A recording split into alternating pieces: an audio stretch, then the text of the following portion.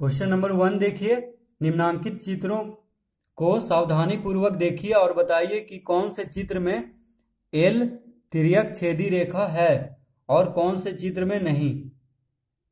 अब देखिए, पहले हम जानते हैं कि तिर्यक छेदी रेखा क्या होता है। तो देखिए, एक सरल रेखा जो कि दो या अधिक अन्य सरल रेखाओं को भिन्न भिन्न बिंदुओं पर काटे उसे एक तिर्यक छेदी रेखा कहा जाता है। तो देखिए, एक सरल रेखा होगा जो दो या दो से अधिक अन्य सरल रेखाओं को भिन्न भिन्न बिंदुओं पर काटता है, उससे क्या कहा जाता है? तिर्यक छेदी रेखा। तो देखिए क्वेश्चन नंबर 1 में, तो यहां पे क्या कह रहा है कि कौन से चित्र में एल तिर्यक छेदी रेखा है और कौन से चित्र में नहीं। तो देखिए, पहला में देखते हैं एल। तो देखिए, दो सरल रेखाओं को भिन्न भिन्न बिंदुओं पे काट रहा है। यहाँ पे पहला जो रेखा है उसको यहाँ पे काट रहा है, दूसरा रेखा को यहाँ पे। तो पहला है, तो देखिए चित्र पहला में एल तिर्यक छेदी रेखा है, ठीक है। अब देखिए दूसरा में सब रेखा देखिए एक ही बिंदु पे कटा है। तो यहाँ पे एल जो है तिर्यक छेदी रेखा नहीं है, क्योंकि अलग अलग तिर्यक छेदी रेखा जो होता है वो दो या दो से अधिक रेखा को अलग अलग बिंदुओं पे काटता है। तो देखिए यहाँ पे सब एक ही बिंदु पे मिल रहा है, तो यहाँ पे एल जो है तिर्यक छेदी रेखा नहीं है। तीसरा में देखिए एल है, एल ये देखिए लिखा हुआ है। तो एल जो है ये दो सरल रेखा को काट रहा है भिन्न भिन्न बिंदुओं पे, तो चित्र तीसरा भी होगा, ठीक है। तीसरा में एल तिर्यक छेदी रेखा है, यहाँ पे हम लिखेंगे। तो इसमें नहीं है, पहला में है, देखिए हम टिक लगा देते हैं। तीसरा में है, इसमें नहीं है, ठीक है, इसको ऐसे कर देते हैं, काट देते हैं। अब देखिए 4 में, तो 4 में देखिए एल ये हुआ, एल जो लिखा हुआ ये रेखा हुआ। तो तीन रेखा को देखिए भिन्न भिन्न बिंदुओं पे काट रहा है, इस तरह से देखिए तीन रेखा, तो इसमें भी ये होगा, यानी एल जो है तिर्यक छेदी रेखा है यहाँ पे। 5 में देखिए,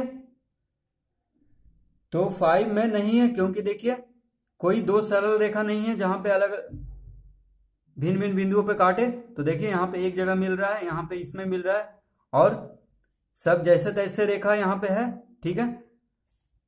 6 में भी नहीं होगा, क्योंकि यहाँ पे भी देखिए एल जो है एक ही बिंदु पे मिल जा रहा है दोनों रेखा को, तो इसमें भी नहीं होगा और इसमें भी। बस हम देखेंगे जिसमें, देखिए फिर से देखते हैं। पहला में एल देखिए ये रेखा है, दोनों रेखा को अलग अलग बिंदुओं पे देखिए काट रहा है, तो इसमें होगा। तीसरा में देखिए यहाँ भी एल जो है ये सीधा रेखा हुआ, और ये दोनों रेखाओं को देखिए भिन्न भिन्न जगहों पे काट रहा है। 4 में भी देखिए एल ये रेखा हुआ और तीन रेखा को अलग अलग बिंदुओं पे काट रहा है। तो ये सब पहला, तीसरा और चौथा में हम लिखेंगे। पहला, तीसरा, चौथा में एल तिर्यक छेदी रेखा है, और एवं चित्र तीसरा, पांचवा और छठा में एल तिर्यक छेदी रेखा नहीं है। तो हम देखिए इसको लिख देते हैं कॉपी में। तो देखिए इस तरह हम लिख देंगे, चित्र पहला, तीसरा, चौथा में एल तिर्यक छेदी रेखा है, एवं चित्र दूसरा, पांचवा, छठा में एल तिर्यक छेदी रेखा नहीं है। तो इस तरह इसका आंसर हो जाएगा। अब देखिए क्वेश्चन नंबर 2, नीचे दिए चित्र से रिक्त स्थानों की पूर्ति कीजिए। तो देखिए ये चित्र है, इसको देख करके यहाँ पे जो रिक्त स्थान है उसको भरना है। तो देखिए ये चित्र दिया हुआ है इस तरह से, यहाँ पे देखिए कोण 1 है, कोण 2, कोण 3, कोण 4, 2 देखिए एक तिर्यक छेदी रेखा है। इस तरह से दो रेखा को भिन्न भिन्न जगहों पे ये देखिए काट रहा है एक तिर्यक छेदी रेखा, ठीक है। ये देखिए जो सीधा है और ये दो रेखा को काट रहा है। यहाँ पे देखिए 8 कोण बन रहा है, 1 2 3 4 5 6 7 8 कोण बन रहा है। तो इसी को देख करके हमको यहाँ पे भरना है। तो देखिए एंगल मतलब कोण होता है, तो कोण 3 का एकांतर अंत कोण। अब देखिए एकांतर अंत कोण पहले हम समझते हैं एक बार। तो इधर हम आएंगे, देखिए एकांतर अंत कोणों के युग्म। तो देखिए यहां पे देखिए 3 और 5 एकांतर अंत कोण बना रहा है, ठीक है। देखिए 3 और 5, और 4 और 6, यानी 3, जो कोण 3 होगा वो कोण बराबर होगा, यानी कोण 3 बराबर कोण 5, एकांतर अंत कोण बराबर होता है और कोण 4 बराबर कोण 6। ठीक है, तो एकांतर कोण हमेशा देखिए इस तरह से बनता है। ठीक है, कोण 3 बराबर कोण 5, कोण 4 बराबर कोण 6। देखिए तो यहां पे हम देखेंगे कोण 3 का एकांतर अंत कोण, तो देखिए कोण 3 का एकांतर अंत कोण 6 होगा, कोण 6। देखिए अभी हम लोग देखे तो वहां पे, तो यहां पे लिखेंगे, तो यहां पे हम क्या भरेंगे, देखिए कोण 3 का एकांतर अंत कोण 6। देखिए कोण 3 का कोण 6, तो यहां पे हम भरेंगे 6। ठीक है, कोण 6, इसको आप लोग कॉपी में भर लीजिएगा उतार करके, हम इसमें समझा दे रहे हैं बस। अब देखिए कोण 4 का एकांतर अंत कोण, तो कोण 4 यहां पे है, तो 4 का एकांतर अंत कोण देखिए तिरछा देखेंगे, 4 का 5 होगा अंदर में ही, तो 4 का 5, यानी कोण 4 का होगा एकांतर अंत कोण 5, कोण 5। तो देखिए कोण लिखा हुआ है, बस हम 5 यहां पे भरेंगे। ठीक है, कोण अंत कोण 4 का एकांतर अंत कोण 5 है। अब देखिए कोण 1 एवं खाली स्थान एक युग्म संगत कोण है। अब देखिए युग्म संगत कोण क्या होता है, तो पहले हम इसको समझ लेते हैं। देखिए संगत कोणों के युग्म, तो कोण 1 और कोण 5, तो कोण 1 यहां से देखिए अच्छा से, कोण 1 और कोण 5 संगत कोणों के युग्म है। देखिए कोण 1 और कोण 5 बराबर होगा, देखिए कैसे, कोण 1 बराबर होगा कोण 3 के शीर्षाभिमुख कोण, ये बराबर होता है, 3 बराबर होगा 5 के। अभी देखे थे एकांतर अंत कोणों के युग्म 3 5 बराबर होगा, इसीलिए 1 और कोण 5 बराबर होगा किससे, संगत कोणों के युग्म से। तो कोण 1 और कोण 5 बना रहा है संगत कोणों के युग्म, और कोण 2 और कोण 6, देखिए 2 और 6। ठीक है, देखिए ये बाहर का कोण है, ये अंदर का, तो दोनों बना रहा है संगत कोण। और देखिए कोण 4 और 8, तो अंदर और बाहर, देखिए अब अंदर हो गया ये बाहर, सामने सामने वाला 4 और 8। ठीक है, ये अंदर कोण हो गया, ये बाहर का कोण हो गया। ये 3 और 7, देखिए कोण 3 और कोण 7 भी संगत कोण बना रहा है, तो ये सब बराबर होगा। देखिए कोण 1 बराबर होगा कोण 5 के, अगर कोण 1 60 डिग्री होगा तो कोण 5 भी 60 डिग्री होगा। उसी तरह से कोण 2 बराबर होगा कोण 6 के, कोण 4 बराबर होगा कोण 8 के, और कोण 3 बराबर होगा कोण 7 के। तो संगत कोणों के युग्म हमेशा क्या होता है, आपस में बराबर होता है। तो देखिए यहाँ पे कोण 1 कोण 5 बराबर होगा कोण 2 और कोण 6, कोण 4 और कोण 8, कोण 3 और कोण 7। ठीक है, ये सब बराबर होगा संगत कोण से। तो देखिए यहाँ पे अब क्वेश्चन में कह रहा है कोण 1 एवं, तो देखिए 1 यहाँ पे है संगत कोण, कौन बना रहा है, कोण 1 का संगत कोण कौन है, 5 है। देखिए कोण 1 कोण 5 एक युग्म संगत कोण है, तो यहाँ पे हम भरेंगे कोण का इस तरह से चिन्ह देंगे। पहले देखिए यहाँ पे कोण नहीं लिखा हुआ, जैसे यहाँ पे लिखा हुआ था इसलिए हम कोण का चिन्ह नहीं दिए थे। तो कोण 1 एवं कोण 5, अब यहाँ पे हम 5 को इस तरह से लिख देंगे, कोण 5 हो गया, एक युग्म संगत कोण है। अब देखिए कोण 2 एवं कोण 6, तो देखिए कोण 2 यहाँ पे है और कोण 6 यहाँ पे है, एक युग्म, ये कौन सा कोण बना रहा है, संगत कोण। देखिए अभी हम पढ़े थे 1 5 संगत कोण है, तो 2 6 भी होगा, तो यहाँ पे हम संगत भरेंगे। ठीक है, इस तरह से देखिए संगत।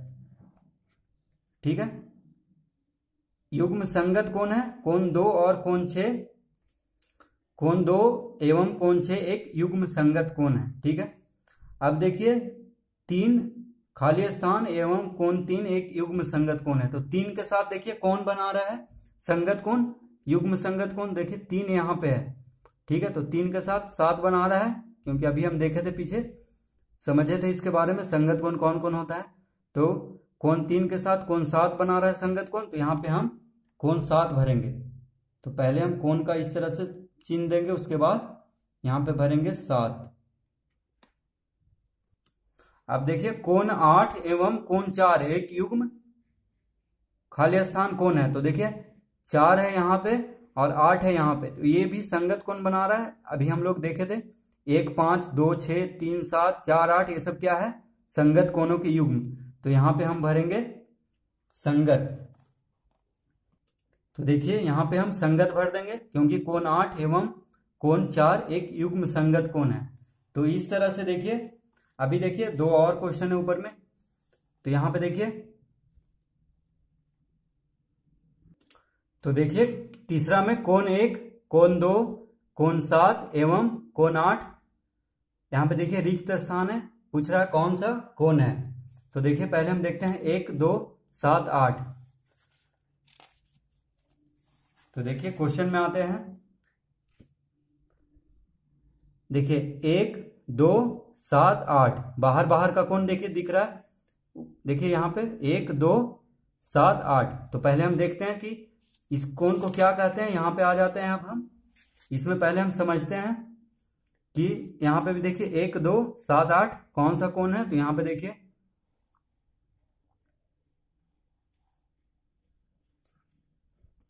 तो देखिए इस कोण को हम कहेंगे,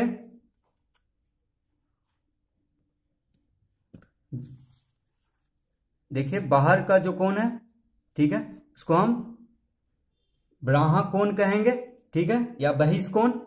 तो हम वहां पे भरेंगे, देखिए यहाँ पे क्वेश्चन में कोण 1 2 7 8 क्या हो गया, यहाँ पे हम भरेंगे ब्राहा कोण या बहिष्कोण, कुछ भी भर देंगे। तो देखिए हम यहाँ पे भर देंगे ब्राहा कोण, यानी बाहर का कोण है 1 2 7 8, ठीक है, तो उसको बहिष भी लिख सकते हैं या ब्राहा कोण भी कहते हैं। अब देखिए कोण 3 कोण 4 कोण 5 एवं कोण 6 खाली स्थान है, कौन सा कोण है। तो देखिए यहाँ पे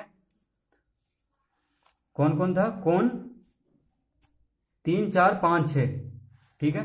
तो यहाँ पे देखिए देखते हैं 3 4 5 6। तो देखिए ये अंदर वाला कोण हो गया।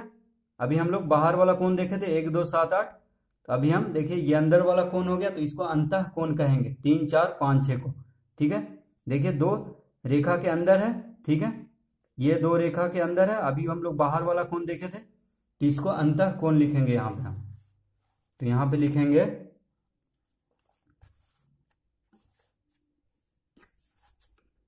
अंतः कोण, इस तरह से देखिए, इस तरह से हम लिख देंगे अंतः कोण, ठीक है। तो कोण 3 कोण 4 कोण 5 एवं कोण 6 अंतः कोण है।